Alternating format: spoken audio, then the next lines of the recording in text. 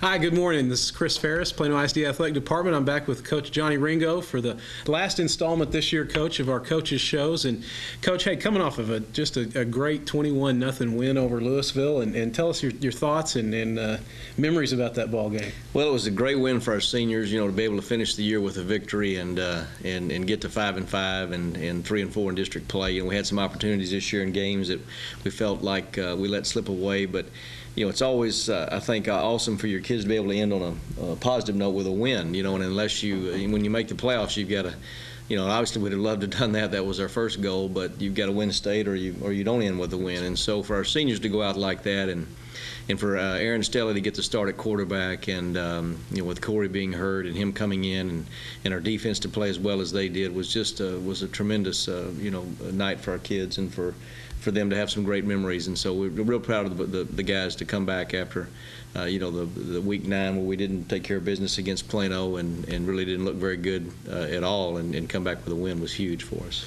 You bet. And, Coach, when I first heard the score, the final score anyways, I thought, well, I don't think anybody's shut Louisville out this year, have they? Is that? Tell me. I don't think they have. I think they've always. And then the district games have, they've scored 14 to 21 points maybe, and have had some close games. I think at one point it was close against Hebron right before the half, and maybe against Plano and some others. And so our defense the last 2 weeks, we didn't play as well as we wanted to against Flower Mound in week 8 and gave up 52 points. Of course, they're very explosive, but the last 2 weeks, and you might say, well, against Plano, it's 38 zeros a score, but a lot of those were, we had the 5 turnovers and gave Plano a short field, which, as good as they are, they're going to go down and score. And so defensively, though, we thought we played well in week 9, and then to come into week 10 and do what we did and be able to hold them to the amount of yardage they had and 0 points was really big, and because that kept us in the game. We was only 7-0 at halftime, and we'd had some opportunities slip away offensively there in the first half, and didn't really play, I thought, well offensively, or as good as we could, and it had nothing to do with Aaron Stelly. He did a tremendous job at quarterback. It just, we didn't seem to be ourselves, but they kept us in the game. And then right before I guess in the third quarter, they're going down to tie the game, and they're on about the 5-yard line and throw a pass, and we force a fumble, and Lindell Johnson scoops and scores from about 98 yards, and so that makes it 14-0, and then we're able to add another touchdown. And so really felt like the defense was the difference in the game the other night in shutting down Louisville, as strong as they'd been, like you said, in previous weeks, and explosive because they were averaging over 400 yards a game, and I don't remember how many points, but we've been playing pretty well and we've got some talented kids. Right, and they had certainly had several great ball games throughout the district campaign. So just a phenomenal win, and like you say, in the season like that, and a great way to finish up.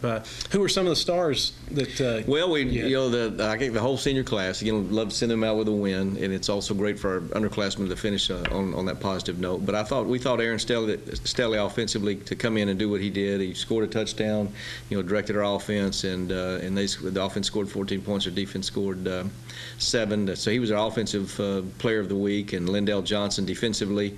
Had a lot of other guys play well defensively, Sam Trotter and others that have done some good things for us this year, Kyle Foster. But Lindell had an interception, and he had the scoop and score for a touchdown. And then special teams, we thought Kyle Foster, he did a great job returning punts for us all night long, and then he's had to come in, and Ryan Gary's injury to his ankle hadn't allowed him to punt, and Kyle's come in and just done a tremendous job as our punter. I averaged over 40 yards the other night. So those 3 guys had many throughout the course of the year that played well the other night, but those are the 3 that we thought stood out for us. Well, you bet. Well, Coach, as we look back at the entire year, and certainly you can, I'm sure, pinpoint different plays, different ball games that, there could have been something happen here that would have enabled you to do this or that. And as I think back and I look back and really, this game comes down to seconds, and you're talking about the game against Flower Mound, and really, I guess we're just seconds away from talking about moving on really here in the playoffs. I think so. We felt like that there were 2 games this year that we should have won, Chris, and Arlington being the first of those, and in week 0, and we get beat in overtime, and they go for 2 and score, and a lot of people thought he didn't get across. It doesn't matter. The officials said he did. So there's a game, though, we felt like that we let get out of hand. We were ahead by 17 at one point, and then Flower Mound. That was a game that we never could, I guess, establish a comfortable lead because we were behind 14 in the first half, and and change that to go up by 1 at halftime, and then we're down 14 again in the second half, come from behind and, put ourselves in a position to go up by a point with, a little under a minute left in the game, and then had a whole bunch of opportunities there in that last minute to win that game on our kickoff team where we didn't tackle him, an interference call, a dropped interception, a chance to stop him on 4th and 2, and so we had our opportunities. But you look back at it, I think if we win that game against Flower Mound, and we have a chance to finish 4-3 instead of 3-4. Plano finishes 4-3. Hebron finishes 4-3. Flower Mound finished 5-2. Had we beat them, it'd been 4-3, and then we have 4 teams tied at 4-3, and we very well, might have been one of those playoff teams. And so that's always our goal. It's if we fall short of Week 11, then it's not a good season. And we'll have great memories of the season. We had great seniors, great kids, and our coaches did an awesome job. Very proud of the effort of coaches and players. But we didn't accomplish our goal, which is to play in Week 11. And so that being said, we fell short. But at the same time, there's a lot of good and a lot of great memories that will come from this year, and a lot of great kids that we'll miss. Well, I know you and the staff have already begun preparation for next year, and I'm sure you guys will get in and get everything taken care of this week. And tell us a little bit about the process as we get ready for August. Well, we'll take about 3 days off. Some people probably think we should take longer, but it's we got equipment in yesterday, which is never a good thing. But you get all that put away, and you find a whole bunch of stuff in lockers that I don't know how kids keep all that stuff in that locker, and the stuff that smells as bad as it does. But get all that cleaned out, and then these next 2 days will just be a chance to sit down with our seniors and talk about the recruiting process with them, and what we'll do to help them, and then also talk about the season with those guys. And I think sometimes when they understand the finality of it, that the family that we had together, this dynamic of this family is now ended, because of the season being done. But for them to be sure they understand they're always will always be a Panther, and they'll always be a part of the history of Plano East. And so we want to do all we can to help them in their future endeavors and getting into school and whatever it may be. And then we'll sit down with our underclassmen tomorrow that are currently on campus at East, and then Thursday we'll bring over our younger kids and kind of start the whole process. So Thursday and Friday will be kind of an indoctrination and getting lockers and clothes and talking to them about what the expectations are for our football teams next year. And then Monday we'll test for there's a 7-day window, I think, there prior to Thanksgiving. And so we'll test everybody, which gives us an indication of where they are strength-wise, speed-wise, and just explosive-wise. And so we'll look at those things, rank all those kids, determine where we are. And what we're trying to get to is try to find that best 40, our top 40 players, and by the time we get to next August. And then wherever those guys fit for us, puzzle-wise, we may have to look at changing some positions on some guys, things of that nature. But it's really, people may think, well, it just starts in August when you begin your season. It really doesn't. For us, 2011 will begin next Monday, and we've got some great young teams coming. Our JV finished strong. They were 5-5 like we were, but at one point we're 2-5. So they won their last 3 to get to 5-5. So very proud of that bunch. And then our Williams bunch is 9-0. Clark went 8-2, the 10th grade teams. And so good young kids coming, and we feel like we, as coaches, we do a good job of evaluating talent, trying to put those kids into places for us that'll fit that puzzle, and go from there. Yeah, a real good group coming up, and like you said, a lot of wins from those feeder schools coming up through. Coach, I know we talked a little bit about some of the highlights from the Louisville game. Let's watch a few of those now. Okay.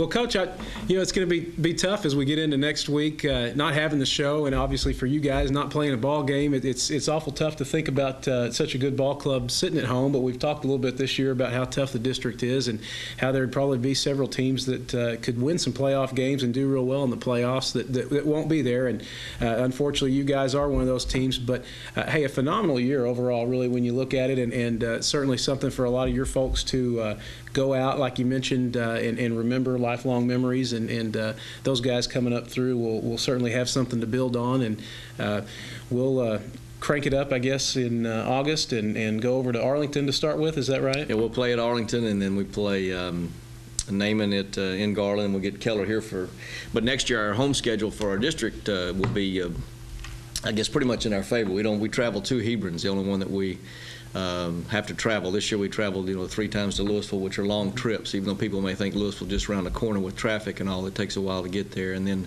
we are the visiting team for Plano and Plano West, but we play those here, and so Clark, we consider that a home stadium just like they do. And so the schedule sets up favorably for us next year, and we just again got to find the pieces to fit the puzzle. We lose some good seniors, we lose some guys that played for us a long time: Jake Brindle, Ryan Gary, Gabe Dunlap, Lindell Johnson, Sam Trotter, people like that have been with us a pretty good while and on the varsity, and really good players. And so we've got some some holes to fill, but we do have some good young kids coming, and that the exciting part about football, I think, is now this building process. It is for me anyway. I enjoy and love Friday nights and the preparation during the week, but the off season, when you get a chance to first meet these kids that come over from Williams and Clark, is huge for us, and a neat opportunity. And so we look forward to that. And again, we're disappointed we're not playing in Week 11. Want to wish Plano Wildcats and Coach McCullough and his staff and players best of luck in the playoffs against Coppell Saturday. And I think that again, our district, you look at Hebron, who beats Allen, beats Flower Mound, and they're sitting at home along with us. And just unfortunate again that the UIL has put together a district of this caliber and this quality. And you can say well, it's good in some respects, but what it means more times than not is that you have good teams sitting at home. And you can look at our volleyball teams that are still playing. You look at the Region 1 cross-country meet, and the top 3 teams are all our district. And so hopefully they'll do something a little bit different next time around. And this isn't a slap against the UIL or anything of that nature. It's just that there's a lot of good football teams that aren't going to be playing, and we're one of those. That's right. And Coach, lastly, the Panther Nation came out great every week. Like you mentioned, you had 3 road games, and for all intents and purposes, the crowd on the east side was just as good as the crowd where you were visiting. And so I know those folks will be looking forward to next August, just like you and the coaches will be. And Coach, again, thank you, and we'll look forward to it. And we appreciate all the fans and what they brought to us this season, what they meant to our kids, and appreciate all of the Plano East football fans. And again, thank you for a great season.